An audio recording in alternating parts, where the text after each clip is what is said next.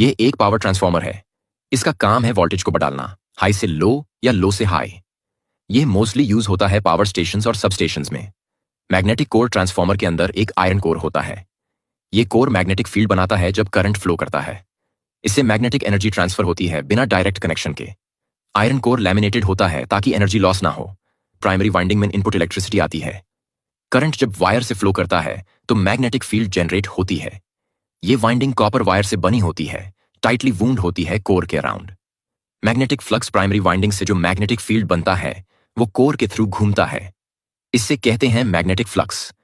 ये flux secondary winding तक पहुंचता है और एनर्जी ट्रांसफर करता है। सेकेंडरी वाइंडिंग मैग्नेटिक फ्लक्स से इलेक्ट्रिसिटी रिसीव करती है।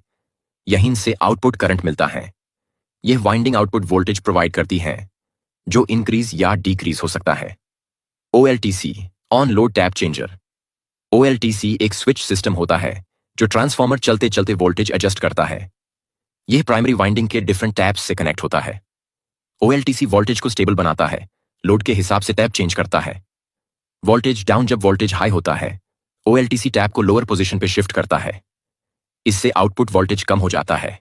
यह प्रोसेस स्टेप डाउन वोल्टेज के लिए होता है। वोल्टेज अप अगर आउटपुट वोल्टेज कम हो तो OLTC टैप को ऊपर की तरफ शिफ्ट करता है। इससे वोल्टेज बढ़ता है। यह स्टेप अप वोल्टेज के लिए होता है।